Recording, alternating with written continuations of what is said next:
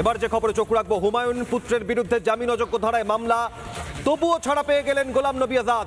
কনস্টেবলকে মারধরের অভিযোগ হুমায়ুন পুত্রের বিরুদ্ধে বিএনএস 126, 221, 121, 351 ধারায় মামলা রুজু করে পুলিশ। তারপরেও জামিন অযোগ্য ধারায় মামলা রুজু হওয়ার পরেও কয়েক ঘন্টার মধ্যেই হুমায়ুন পুত্রকে ছাড়। কার নির্দেশে হুমায়ুন পুত্রকে ছেড়ে দিল পুলিশ, উঠছে প্রশ্ন। গোলাম নবী আজাদ হুমায়ুন কবিরের পুত্র, পুলিশ কনস্টেবলকে মারধরের অভিযোগ যার বিরুদ্ধে, পুলিশ কনস্টেবলকে পিটিয়ে ও জামিন হুমায়ুন পুত্রের। হুমায়ুন কবিরকে ভয় পাচ্ছে পুলিশ। ভরতপুরের বিধায়ক তৃণমূল থেকে বহিষ্কৃত, তার ছেলে পুত্র তৃণমূলের পঞ্চায়েত সমিতির কর্মাধ্যক্ষ। আর হুমায়ুন কবিরের পুত্রের বিরুদ্ধে পুলিশকে মারধরের অভিযোগ, কনস্টেবলকে মারধরের অভিযোগে জামিন অযোগ্য ধারায় মামলা। বিএনএস 126, 221, 121, 351 ধারায় মামলা রুজু। তারপরেও কয়েক ঘন্টার মধ্যেই ছাড় পেয়ে গেল হুমায়ুন কবিরের ছেলে। কার নির্দেশে হুমায়ুন পুত্রকে ছেড়ে দিল পুলিশ, উঠছে প্রশ্ন। জামিন অযোগ্য ধারায় মামলার পরেও কয়েক ঘন্টার মধ্যেই ছেড়ে দেওয়া হলো হুমায়ুন কবিরের ছেলেকে। গোলাম নবী আজাদ কনস্টেবলকে মারধরের অভিযোগ তার বিরুদ্ধে, বিএনএস 126, 221, 121, 351 নম্বর ধারায় মামলা রুজু করে পুলিশ।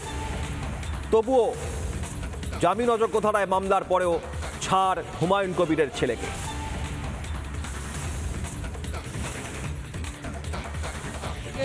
ওই ঘটনার পরে আপনি বললেন যে এসপি অফিস ঘেরাও করবেন, জামিন অযোগ্য মামলাও দেওয়া হলো, মানে সেকশন দেওয়া হলো, তারপরে আবার আপনার ছেলেকে জামিন অযোগ্য মামলা দিলে আবার ছেড়ে দিল কেন? আমি সেটাই বলছি, এটা কি হুমায়ুন কবিরের ভয় না সংখ্যালঘু ভোটের ভয়? ওটা ওনাদেরকে জিজ্ঞেস করুন। হুমায়ুন কবিরের ভয় না সংখ্যালঘু ভোটের ভয়? সংখ্যালঘু ভোট মমতা ব্যানার্জি পাবে না 2026-এ, আমরা পাবো। সংখ্যালঘুরা নিজেদের জনপ্রতিনিধি নির্বাচিত করবে।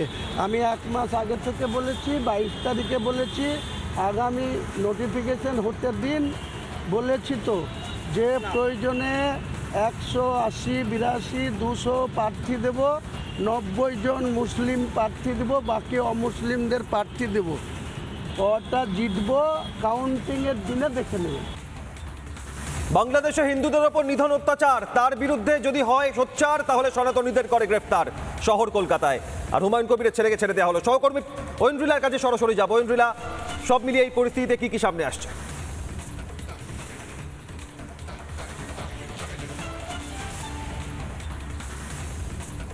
দেখো অভিক, তোমার মনে থাকবে আজকে সকালবেলা আমরা আরেকজন হিন্দুর বাড়িতে গিয়েছিলাম, যিনি ওই 12 জন গ্রেফতার হওয়া সেই সনাতনী হিন্দুর মধ্যে ছিলেন, যাকে সেদিন লাঠিচার্জ করেছিল পুলিশ এবং রাস্তা থেকে টেনে নিয়ে গিয়েছিল লকআপে।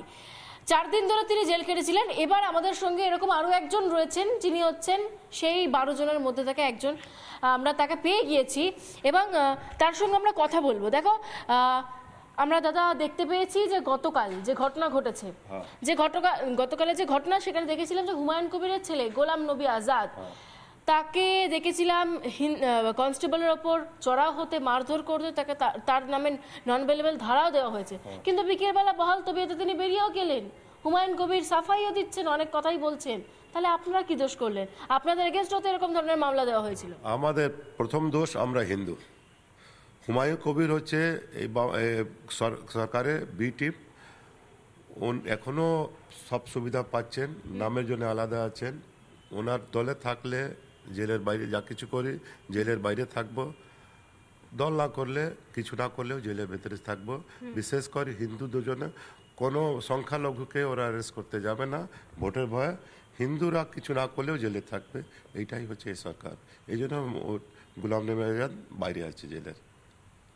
কিন্তু মানে ভয়টা অ্যাকচুয়ালি কোথায়? পুলিশের কাজ যে দোষ করবে তাকে করবে, তাকে জেলে রাখবে। তাহলে হঠাৎ সকালবেলায় নন বেলেবল ধারা দেওয়া হলো, আবার রাতের বেলা ছেড়ে দেওয়া হলো, এটা কি করে হতে পারে? পুলিশ তাহলে কি মানে আপনাদের বেলায় বেশি সক্রিয়?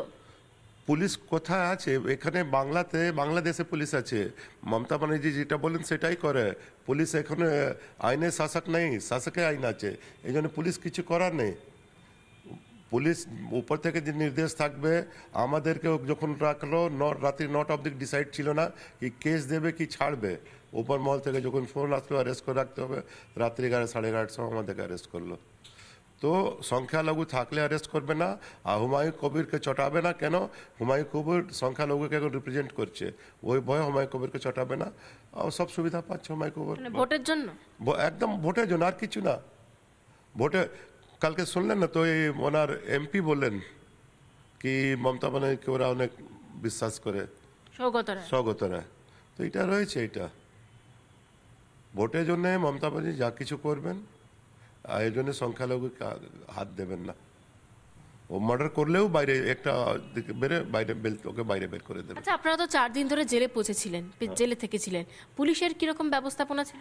পুলিশে যেটা বলবো মানে খুবই খারাপ ব্যবহার। আমাদের সঙ্গে যারা ছোট বাচ্চা ছিল 22-23 বছর, ও আমাদেরকে থ্রেট করেছিল কি আমার কথা যদি না শুনলে ওদেরকে আমরা টার্চার করাবো, যারা কয়েদি আছে, যারা ডেঞ্জারাস কয়েদি ওদের সেলে দিয়ে দেবো, ওরা টার্চার করবে। এইটা হচ্ছে লালবাজার পুলিশ। একেবারে ঐন্দ্রিলা, এই বক্তব্যে স্পষ্ট হচ্ছে সনাতনীদের ক্ষেত্রে একরকম আর হুমায়ুন কবিরের পুত্রের ক্ষেত্রে আর। এই খবরেই নজর থাকবে দিনভর আমাদের। নানা ধরনের কন্টেন্ট দেখার জন্য লাইক করুন, শেয়ার করুন আমাদের ফেসবুক পেজ, সাবস্ক্রাইব করুন আমাদের ইউটিউব চ্যানেল। পাশাপাশি অন্যান্য ব্রেকিং নিউজের জন্য অবশ্যই চোখ রাখুন রিপাবলিক বাংলায়।